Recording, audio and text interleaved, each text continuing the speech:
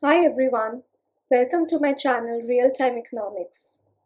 On this channel, we go beyond the news headlines and dig through the layers of each story to uncover the economic theories behind them. So, whether you're aiming to build a bank of relevant, up to date examples to give you an edge in IB or Cambridge exams, or simply trying to understand the world through the lens of economics, this channel is for you.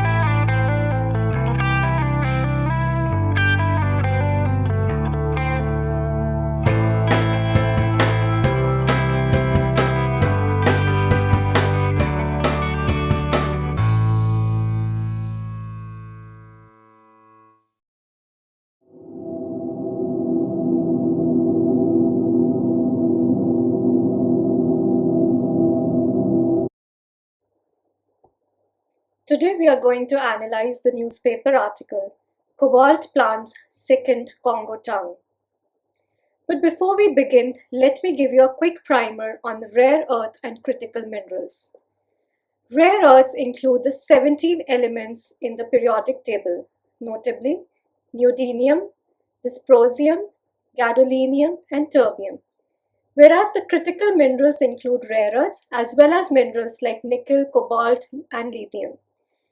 These minerals are an omnibus requirement in sectors like electronics, electric vehicles, semiconductor chips, renewable energy, and defense systems. In other words, they underpin the operations in the most strategic and critical sectors of the economy. And guess who controls their supply? It is China. China mines roughly 60% of global rare earth elements and refines over 90% of these critical minerals. Just like oil has been the key for global economic development over decades, these critical minerals are the new oil. Soon, they will tip the scales of global power in favor of the countries supplying them. This brings us to the next question. What cost does the mining and processing of these rare earths impose on the society? To answer this, let's deep dive into this article on China's cobalt plant in Congo, exposing the environmental damage, poor working conditions, and the impact on local communities. Let's break it down. This article is from the Wall Street Journal dated 10th March 2026. Emissions from a Chinese cobalt processing plant in Central Africa sickened residents and workers as the company raced to increase production of a mineral critical to making electric car batteries. Let us look at the core findings of this report. The higher sulfur dioxide emissions were reported. Air pollution imposed health costs on the nearby communities.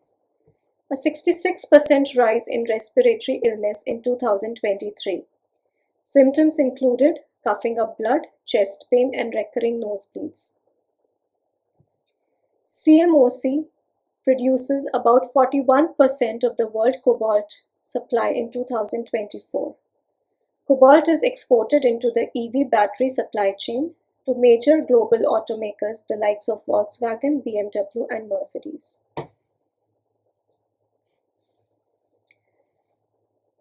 These are the findings related to the CMOC group as well as the government. There is a complete denial of accountability from the CMOC group, stating that their operations did not cause any local health issues. In fact, they have claimed that the third-party assessments of health risks as scientifically unsuitable.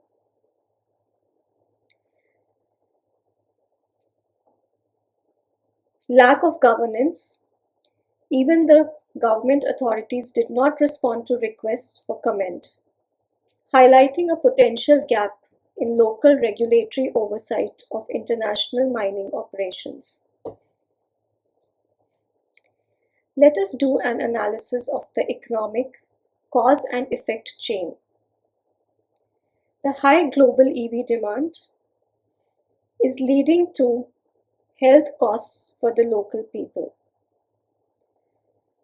This is because if there is high global EV demand, it will increase the derived demand for cobalt, expand the cobalt processing, increase the sulfur dioxide emissions, and hence cause significant health costs for the local people. The first economic theory that we can use to explain this article is the negative externalities of production. The negative externalities of production occur when the production of a good creates cost which is borne by the third parties. In our example, the third parties are the local people around that region. This often leads to market failure, wherein the free markets fail to allocate resources efficiently. This happens because there is some marginal external costs involved in terms of the health risks to the local people. Since external health costs are not included in the production decisions, this leads to overproduction of cobalt. The same is explained in the diagram here. This is the optimum point where your marginal social cost is equal to the marginal social benefit. However, we are producing at this point over here, and at this point you can see that the marginal social cost is more than the marginal private cost. So this is the deadweight lost or the welfare loss to the entire society, and we can see that ideal level of cobalt production was Q star. However, we are producing Q1, which is more than Q star. Next comes asymmetric information.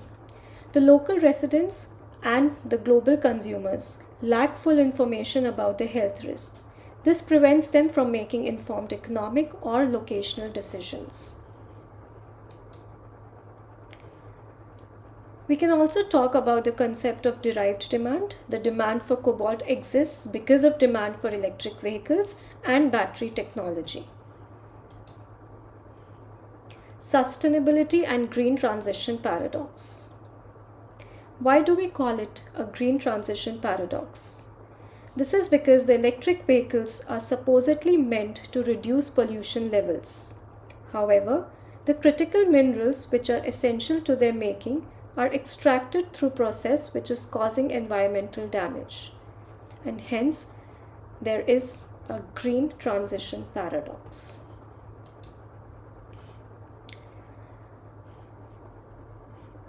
The concept of inequality is also highlighted in this article. While the developed economies benefit from electric vehicle technology, many developing countries which are rich in natural resources have to experience the resource curse.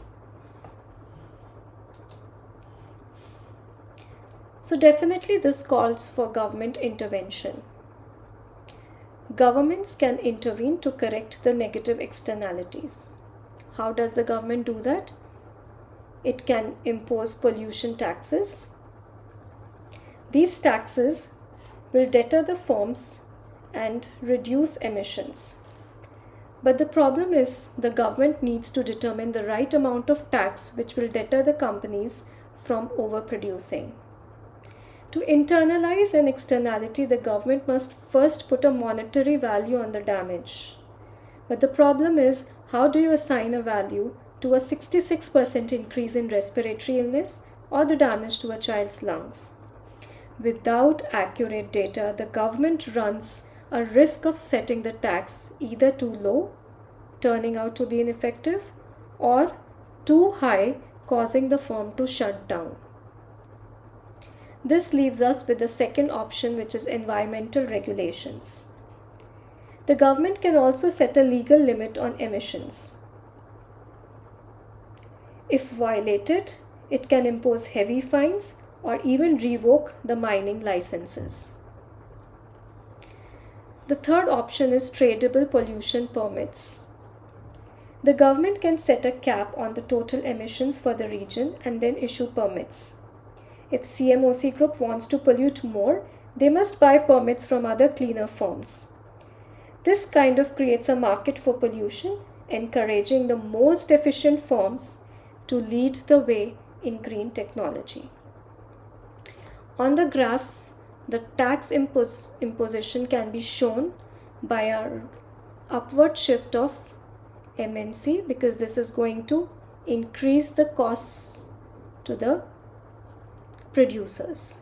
So if MPC shifts back to MSC, then the negative externalities will be eliminated. There will be no welfare loss, and we will be producing at the optimum level where MSC is equal to MPC. Last but not the least, let's look at the various stakeholders and how they will be impacted. Starting with CMOC group, definitely it will be able to rake in high revenues since it has a greater market share of 41%. It enjoys economies of scale. So we can say that both of these are an advantage to the CMOC group.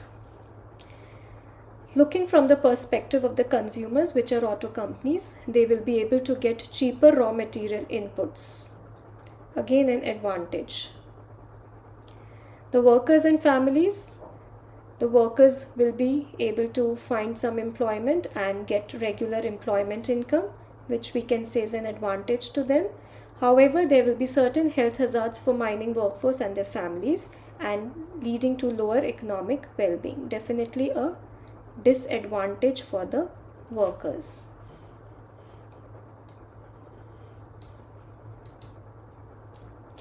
The local people in that region will have to go through health risks, increased medical expenses, fall in economic well-being. Again, a disadvantage for them. From the perspective of Congo government, they will be getting high revenue from the mining taxes, but they may also have to allocate resources in future towards healthcare infrastructure. It will also lead to environmental stress. The country will also benefit from FDI inflow and employment generation. So while the upper one and the lower one are the advantages, the middle one, wherein they have to incur more healthcare costs, will be a disadvantage.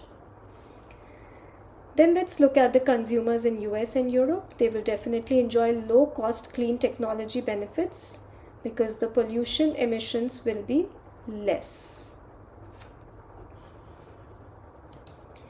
To conclude, we can say that this is a strong example of market failure caused by negative production externalities.